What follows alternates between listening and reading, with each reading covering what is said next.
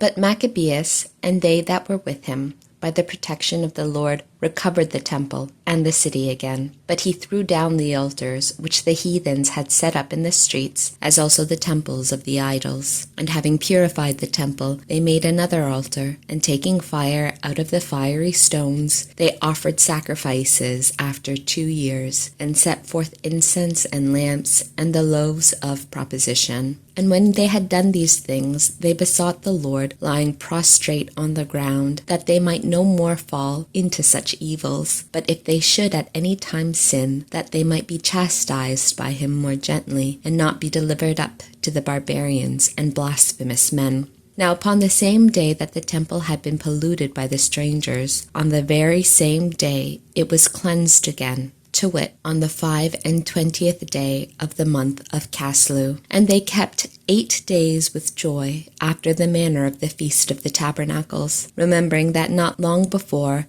they had kept the Feast of the Tabernacles when they were in the mountains and in dens like wild beasts. Therefore they now carried boughs and green branches and palms for him that had given them good success in cleansing his place. And they ordained by a common statute and decree that all the nation of the Jews should keep those days every year. And this was the end of Antiochus, that was called the Illustrious. But now we will relate the acts of Eupator, the son of that wicked Antiochus, abridging the account of the evils that happened in the wars. For when he was come to the crown, he appointed over the affairs of his realm one Lysias, general of the army of Phoenicia and Syria. For Ptolemy, that was called Macer, was determined to be strictly just to the Jews, and especially by reason of the wrong that had been done them, and to deal peaceably with them. But being accused for this to Eupator by his friends, and being oftentimes called traitor, because he had left Cyprus, which Philometor had committed to him, and coming over to Antiochus the Illustrious, had revolted also from him, he put an end to his life by poison.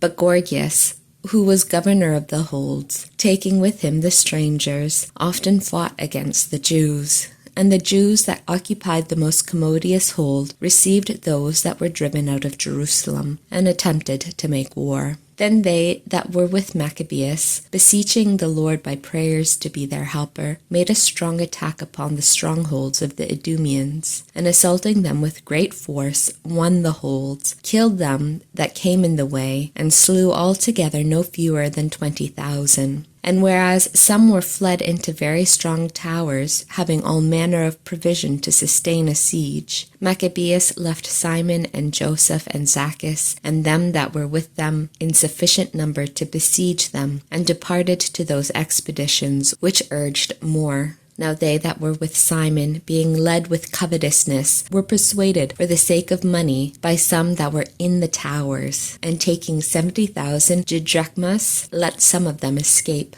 But when it was told Maccabees what was done, he assembled the rulers of the people, and accused those men that they had sold their brethren for money, having let their adversaries escape. So he put these traitors to death, and forthwith took the 2 towers. And having good success in arms and in all things he took in hand, he slew more than 20,000 in the 2 holds. And Timotheus, who before had been overcome by the Jews, having called together a multitude of foreign troops, and assembled horsemen out of Asia, came as though he would take Judea by force of arms. But Maccabees, and they that were with him, when he drew near, prayed to the Lord, sprinkling earth upon their heads, and girding their loins with haircloth, and lying prostrate at the foot of the altar, besought him to be merciful to them, and to be an enemy to their enemies, and an adversary to their adversaries, as the law saith. And so, after prayer, taking their arms, they went forth further from the city, and when they were come very near the enemies, they rested. But as soon as the sun was risen, both sides joined battle, the one part having with their valor the Lord for surety of victory and success. but the other side making their rage their leader in battle. And when they were in the heat of the engagement, there appeared to the enemies from heaven 5 men upon horses, comely with golden bridles, conducting the Jews, 2 of whom took Maccabees between them, and covered him on every side with their arms, and kept him safe, that cast darts and fireballs against the enemy, so that they fell down, being both confounded with blindness and filled with trouble. And there were slain 20,500, and 600 horsemen. But Timotheus fled into Gazara, a stronghold, where Judas was governor. Then Maccabees and they that were with him cheerfully laid siege to the fortress 4 days. But they that were within, trusting to the strength of the place, blasphemed exceedingly, and cast forth abominable words. But when the 5th day appeared, 20 young men of them that were with Maccabees, inflamed in their minds because of the blasphemy, approached manfully to the wall, and pushing forward with fierce courage, got up upon it. Moreover, others also getting up after them, went to set fire to the towers and the gates, and to burn the blasphemers alive. And having for 2 days together pillaged and sacked the fortress, they killed Timotheus, who was found hid in a certain place. They slew also his brother Judas and Apolophanes.